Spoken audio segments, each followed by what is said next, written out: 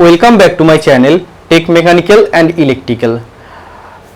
Garden rich ship builders and engineers limited GRAC Kolkata का तरफ से जो रिक्रूटमेंट पब्लिश हुआ था जर्नीमैन पोस्ट के लिए, इसका रिटन एग्जामिनेशन का रिजल्ट पब्लिश हो गया है और स्किल टेस्ट के लिए शॉर्टलिस्टेड कैंडिडेट का लिस्ट भी साइट पर पब्लिश किया गया है।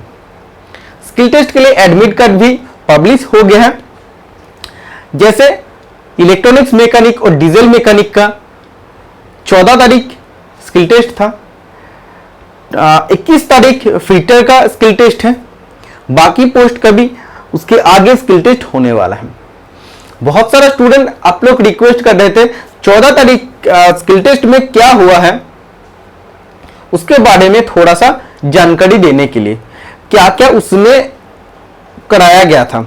देखो, इलेक्ट्रॉनिक्स मैकेनिक, डीजल मैकेनिक, ये सब अलग अलग ट्रेड है और आप लोगों का भी अलग ट्रेड है। लेकिन उस दिन क्या हुआ था, मैं खुद उसमें सेंटर में था, सेंटर के बाहर था, सेंटर के अंदर तो नहीं है, क्योंकि मेरा साथ एक कैंडिडेट भी गया था स्किल टेस्ट देने के लिए, मेरा रिलेटिव है, तो उसने स्किल टेस्ट को अटेम्प्ट किया है और क्या क्या प्रोसीजर उसमें फॉलो किया गया है। आपको लिखने के लिए कितना टाइम दिया जाता है, जॉब बनाने के लिए इंटरव्यू होता है कि नहीं, कितने टाइम लगता है, आपको एग्जाम सेंटर कैसे पहुंचना है, इन सभी चीज के बारे में हम डिस्कस करने वाले हैं। देखो, सबसे पहला इसका जो रिपोर्टिंग टाइम है, पहले एडमिट कार्ड पर गलत दिया था, 8 PM मतलब रात 8 बजे दिया गया था। जब भी मैंने देखा, मैं उसके ऊपर वीडियो बनाया था कि मैंने मेल कर दिया GRAC को, बहुत जल्दी रिप्लाई आ जाएगा। मेरे को रिप्लाई भी आया था और सभी का एडमिट कार्ड को फिर से अपडेट भी किया है और उसके रिपोर्टिंग टाइम जो 8 बजे हुआ है, सभी कैंडिडेट को 2-2 बार मेल भेजा है अलग अलग डेट पर कि रिपोर्टिंग टाइम आप नोट कर लीजिए 8 बजे है, सुबह 8 बजे। तो सबसे पहले बात कर लेते कैसे आपको पहुंचना है। आप अगर हावड़ा पहुंचते हैं, हावड़ा पहुंच के आपको 1 नंबर प्लेटफॉर्म का तरफ आना है। आके आपको सीधा जो ऐसे सीढ़ी होता है नीचे आके फिर आपको ऊपर उठना पड़ता है, ऐसे उठ जाइए।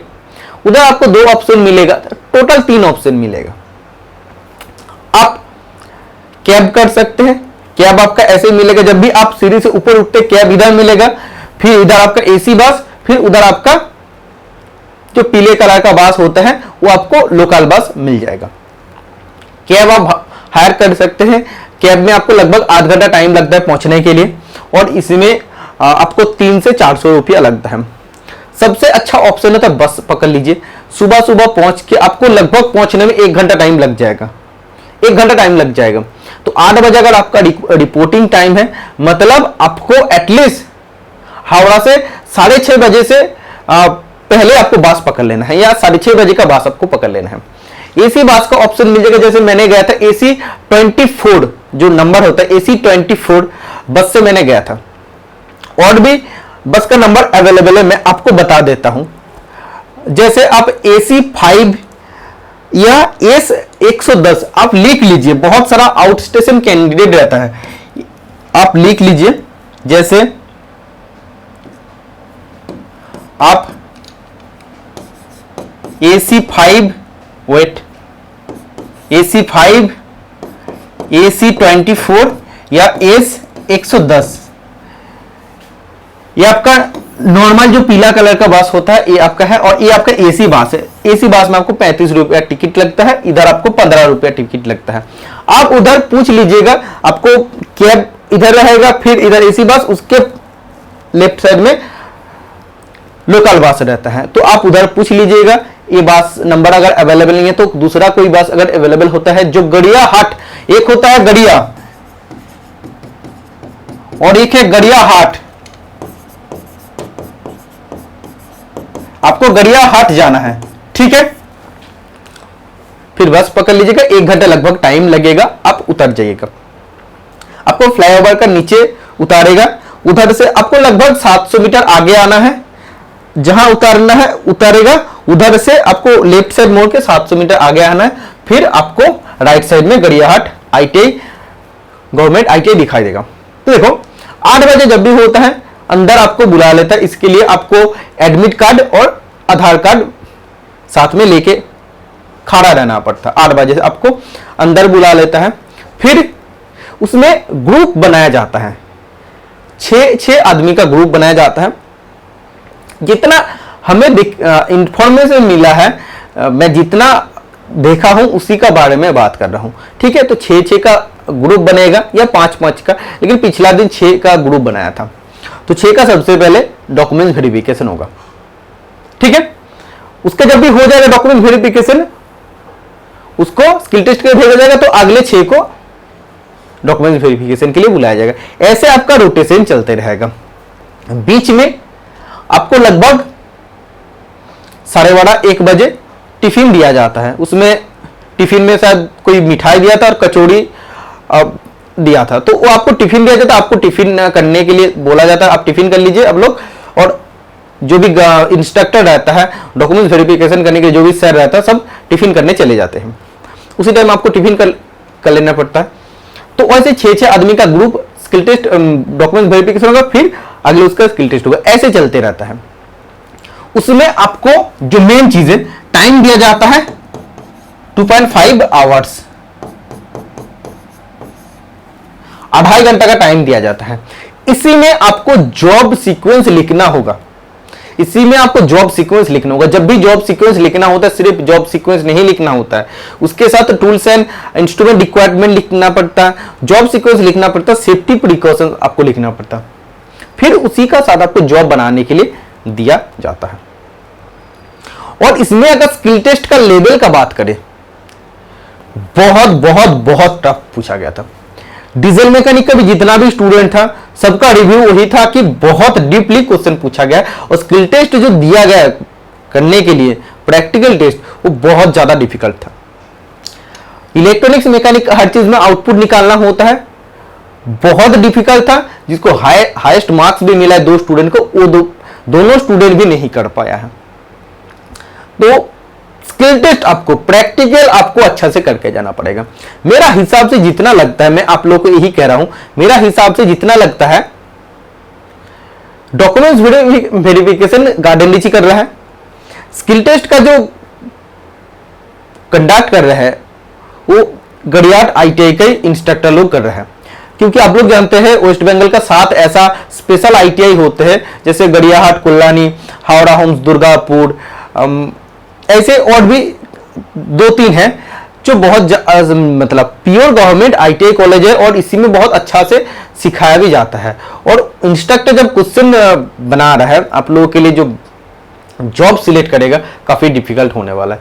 तो आपको 2.5 घंटा में लिखना भी पड़ेगा, 2.5 घंटा में आपको जॉब बनाना भी पड़ेगा। और टोटल इलेक्ट्रॉनिक्स मैकेनिक का जिस दिन हुआ था, उसमें 2 क्वेश्चन दिया गया था 25-25 मार्क्स का, मतलब 50 मार्क्स में टोटल स्किल टेस्ट हुआ था। ओके, तो आप लोग का भी 50 मार्क्स में स्किल टेस्ट होगा।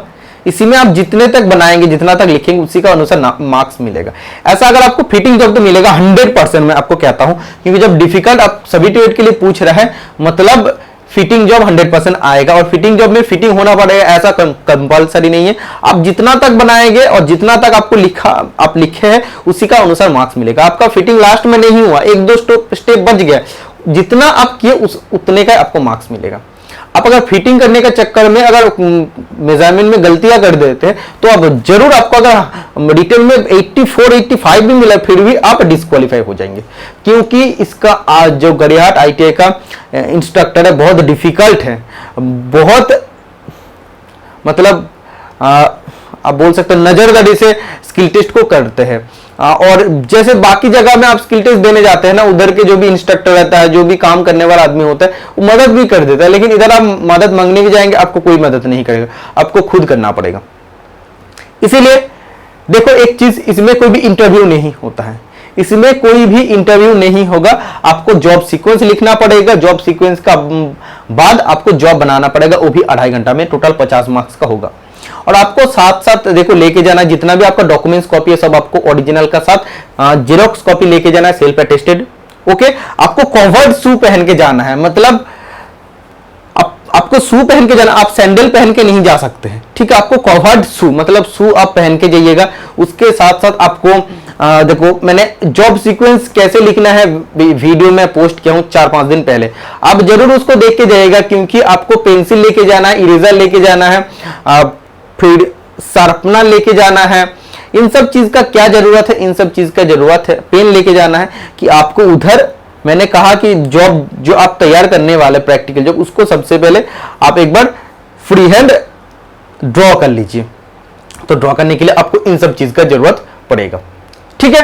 तो देखो यही सब उस दिन हुआ है। और कितने लंबा टाइम तक आपका स्किल टेस्ट चलेगा, उस दिन ज्यादा कैंडिडेट भी नहीं था, 35 से 40 कैंडिडेट था। 8 बजे बुला के जो मेरा जो कैंडिडेट था उसको 4:10 में निकाला है। मतलब अब देखिए 8 घंटा, 8-8.5 घंटा पूरा उसमें बैठना पड़ा था। तो आपका काफी लंबे टाइम तक स्किल टेस्ट होने वाला है। ऐसा नहीं कि बहुत जल्दी आपको छोड़ देगा, आपका 2.5 घंटा सभी स्टूडेंट को मिलेगा। तो उस हिसाब से वो लोग कैलकुलेट करेगा और आपको उसी तरह का डिफिकल्ट जॉब प्रैक्टिस आप करके जाना है। क्योंकि मेरा हिसाब से वही लग रहा है, जीआरएससी सिर्फ डॉक्यूमेंट वेरिफिकेशन कर रहा है, बाकी जो भी स्किल टेस्ट का रिस्पॉन्सिबिलिटी है गड़ियाहाट आईटीआई का इंस्ट्रक्टर को ऊपर है। क्वेश्चन शायद उसने गड़ियाहाट आईटीआई ने सेट किया है, क्योंकि उतने अच्छा से कॉलेज में सिखाया जाता तो वो लोग उतने डिफिकल्ट जॉब स्किल टेस्ट में रखा है। ओके, क्योंकि अगर जीआरएससी को प्रैक्टिकल लेना ही होता है तो वो अपने जीआरएससी में ले सकता था, क्योंकि उधर अप्रेंटिसशिप भी करवाया जाता है, वहां पे वर्कशॉप भी है, उधर आपका स्किल टेस्ट लिया जा सकता था। लेकिन इधर लिया जा रहा है, मतलब इधर आपको अच्छा से आपका स्किल को चेक कर लिया जाएगा। एक्चुअली देखो आपको रिटर्न में कितना मार्क्स मिल गया ये कोई मायना नहीं रखता। आप अगर स्किल टेस्ट में फेल होते हैं तो आपको 84-85 मिला है, फिर भी आप नहीं जा पाएंगे। इधर 1:5 रेशियो में बुलाने का पीछे एक ही मकसद है। देखो एक पोस्ट में 5 कैंडिडेट को बुलाया, मतलब लगभग सभी का नंबर आसपास में, किसी को 84 मिला, किसी को 83, किसी को 80, किसी को 81। मार्क्स एक दो नंबर में कुछ ज्यादा डिफरेंस नहीं आता है, लेकिन कहां पे वो लोग चेक कर रहे हैं कि वो स्टूडेंट स्किल आदमी है कि नहीं, उसको प्रैक्टिकल आता है कि नहीं, उसको सही रीडिंग लेना आता है कि नहीं, उसको अगर जॉब बनाना ही नहीं आता, उसको अगर माप लेना ही नहीं आता। जॉब बना रहे मतलब आपको माप सही से लेना आता है, इसीलिए तो आप करेक्टली टॉलरेंस में जॉब बना रहे हैं। तो वो सब चीज वो चेक कर लेते कि आपको जॉब बनाना आता है तो आपको लिया जाएगा। अब एक पोस्ट में 5 को बुलाया है, मतलब मार्क्स आपका लगभग सबका सेम है, लेकिन उसमें से जो स्किल्ड आदमी है उसी को सिर्फ पास करवाया जाएगा।